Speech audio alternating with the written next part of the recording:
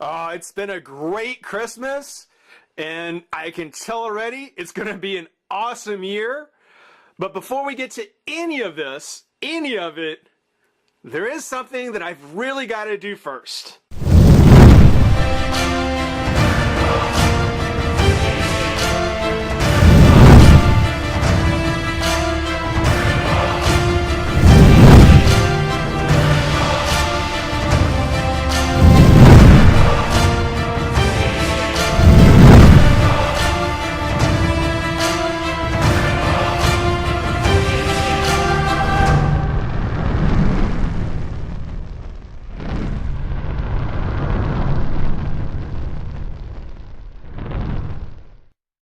Hey, friends and revolutionaries, and fellow Doctor Who fans. Oh, guys, really have to apologize, guys. Really have to apologize.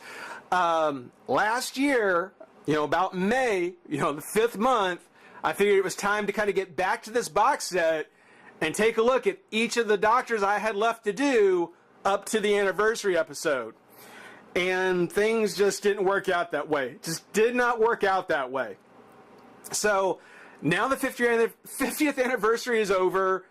The Doctor's regenerated, and we're ready to go on with the new era. I figured it was time that I probably should go through and finish the box set. And box set, I mean the Doctor Who, the awesome TARDIS-themed Doctor Who, the 11 Doctor figure set. All 11 Doctors includes all 11 incarnations of the Doctor, which, of course, at this point now we know is not quite the case. We'll talk about that in about 1, 2, 3, 4, 5. In about 4 or 5 Doctors, we'll talk about that. But yeah, we've already got look at the first 4, ending with Tom Baker, and following Tom was the only man on TV. The only man on TV who could ever pull off the CELERY lapel. And that's Peter Davison. Very cool guy. Very cool Doctor. He did it awesome. He was a great Doctor. Great follow-up to Tom Baker. The only thing about Peter Davison that bothers me was the fact that at the time his era was running, by the time we had the Peter Davison Doctor, the PBS was only showing Tom Baker episodes. They only had Tom Bakers, and that's what they were showing. And then out of nowhere, with no explanation, there's an episode of Doctor Who with this guy. Now, mind you, I'm a little kid, and I'm looking going, wait a minute, that's not the guy with the funny hat and big scarf. Who is this? And so it was about that time that I just kind of lost track of the Doctor. And it's a shame because, well, first off, I can't find as many of Peter Davison's episodes at my local video stores, and Netflix and Amazon, they don't even allow it for streaming or even to purchase for streaming. So in a lot of ways, I never got to know the 5th Doctor as well as I would have liked. From what I've seen, I think they probably would have been some really good episodes, but no, he's again, I got the good ones, the important ones, and as a matter of fact, one of the best ones is actually mentioned in his write-up, the 5th Doctor, 82 to 84. His youthful appearance belied his wisdom and experience, but the Doctor still found it frustrating that so many people questioned his judgment, especially his companions. Excuse me. While on an alien planet, he and his companion Perry contracted a disease, and the Doctor gave Perry the only cure, necessitating another regeneration. So the Caves of Adrazani, if you haven't seen the episode, it is one of the few that you can get with Peter Davison, and it is a good episode. It is a really good episode from the classic series. I just wish there were more. I wish there were many more. It was great to see him come back in Time Crash, which actually, well, I won't bring it up here, but Time Crash makes Peter Davison one of the only Doctors to have come back and guest star with one of his previous, or one of his future incarnations, not counting the 3 Doctors. Or actually, he was even in he was the Doctor during the 5 Doctors, during the 5 Doctor series. I think it was the 25th anniversary, maybe. Yeah, that he was a doctor for the 25th anniversary, and so for the 5 doctors, matter of fact, the 5 we've already taken a look at, it was during his era. So that I almost forgot about that. That's right, the 5 doctors. That was a Peter Davidson episode. I remember now. Well, other than that, this is the TARDIS box set. Pretty much, a friend of mine had brought up that I hadn't finished Doctor Who, that I pretty much stopped with Tom Baker. I've kind of come to a point where I want to do these better late than never videos. You know, it seems like it's a great opportunity to keep going with the better late than nevers. And something that I didn't show or share yet is a Doctor Who that is not included in this set, that from a friend of mine, the Doctor and his companion, that I want to get a look at. But before I do, I have to finish these. I have to finish the first 11 first, because after this, there is one other Doctor that I got for Christmas who is so cool. It's him and his companion, but we can't do it yet.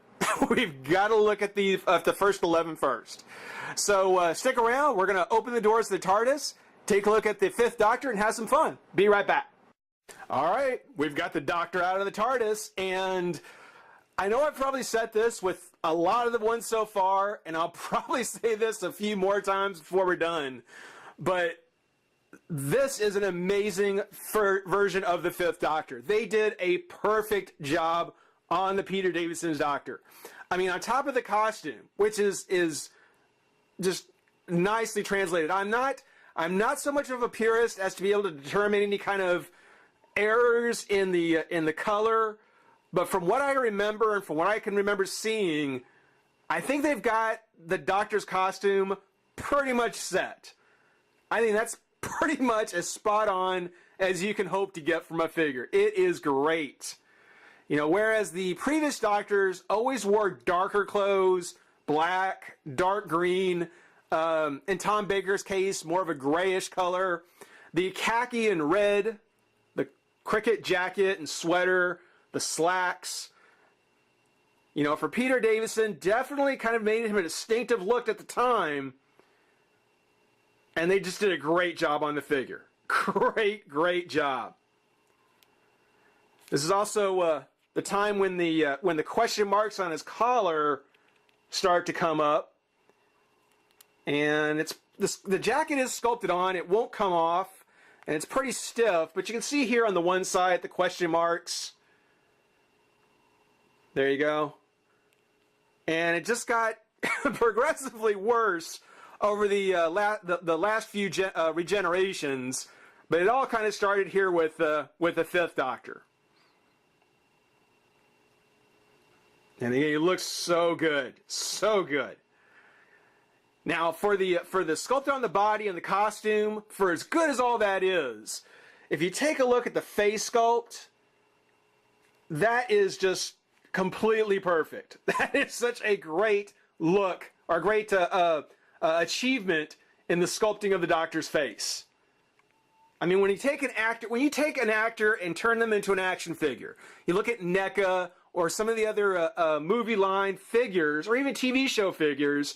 You know, a lot of times, if you look at the figure from a profile view, or maybe from a 3/4 view, yeah, you could look and say, okay, that looks like him. You know, you could see the likeness in the figure.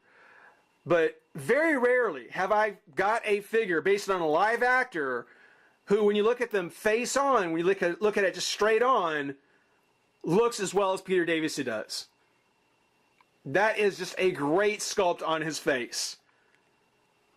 And not just the face, but the hair, the way the hair is sculpted and painted, got the highlights in it, got the light blonde highlights or the darker blonde with the lighter on top. Just a great look for the Doctor. It is really, really good. This box set I highly recommend this box set because, again, you get all the 11 Doctors so far. You'll have to pick up number 12 separately, but it's a great way to get them all, and they've just done an amazing job putting these together. They look so good. Now, this Doctor, the 5th Doctor here, from what I understand, was originally released, or was originally planned to be released, without the celery stock. Which actually is a nifty little piece of plastic sculpted there. Now, I don't know who or at what point they said, well, you can't do that. We can't put the Fifth Doctor out without including his celery. But it was added as a separate piece, and I don't know if it's just because it's been sitting in the box for a while, or if it just wasn't very well put on in the first place, but it's flaked off on me a couple of times. It's actually kind of popped off once or twice. I've re-glued it, and I think it's on there pretty solid now. But yeah, you want to be careful because there's no peg or anything like that. It is just glued onto his jacket. So check your Fifth Doctor periodically. Make sure he never loses his celery stock, because it does pop off. It has flaked off on me at least twice. On his articulation, he does have the twist on the head. The arm comes up, doesn't come out, where there is a twist at the bicep, elbow, and wrist. There's a twist at the waist. The leg comes up and out. So up and out, twist to the thigh, knee, but nothing at the foot. So there is a nice range of articulation off the Doctor figures. Almost what you could expect from a Four Horsemen or Mattel sculpt figure. I don't really need a ball joint in the head. I don't need a crunch at the torso. I don't even need a twist or a hinge on the ankles. But having the arms just come forward and back on a hinge, it would have been nice if they would have come out, if the arms could have come away from the body a bit.